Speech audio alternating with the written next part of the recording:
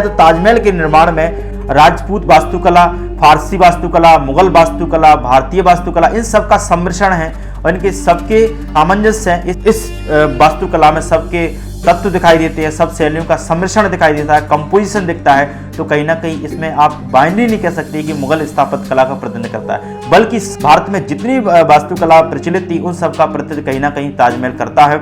इसलिए ताजमहल को धार्मिक नजरिए से नहीं देखना चाहिए, बल्कि भले ही इस साजा के द्वारा इसे निर्माण किया गया, यानी कि मुस्लिम शासकों के द्वारा, मुगल शासक द्वारा इसका निर्माण किया गया, लेकिन फिर भी ये धार्मिक रूप से इसे नहीं देखना चाहिए, बल्कि तटस्थ रूप से ताजमहल को देखना चाहिए। अब समझते हैं कि ताजमहल का निर्माण कैसे हुआ, इसे हम समझते हैं। मुगल एम्पायर था, इसके संस्थापक बाबर थे, उनका बेटा हुमायूं था, हुमायूं का बेटा अकबर था।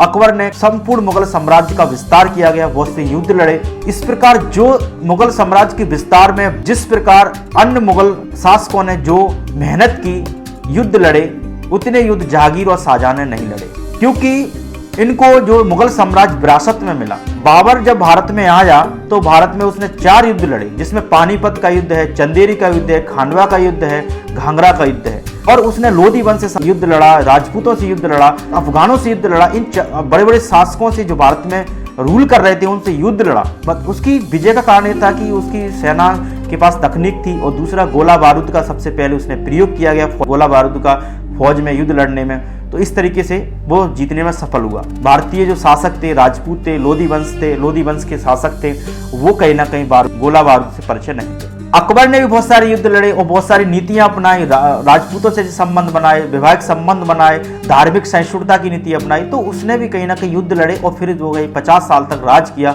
और भारत में एक स्ट्रांग मुगल साम्राज्य और एक शक्तिशाली और एक मुगल साम्राज्य की स्थापना की, और भारत में मुगल साम्राज्य के लिए एक पॉलिटिकल स्टेबिलिटी यानी कि राजनीतिक स्थायित्व भी स्थापित किया। लेकिन उसका बेटा, अकबर का बेटा जहांगीर था, जो चौथा मुगल बादशाह था, ये इतना शक्तिशाली नहीं था जितना कि अकबर और बाबर। इसने भी इतने युद्ध नहीं लड़े, लेकिन फिर भी ये जो है राजगद्दी के साथ साथ बहुत सारे पारिवारिक संबंधों में अत्यधिक संलग्न रहते थे।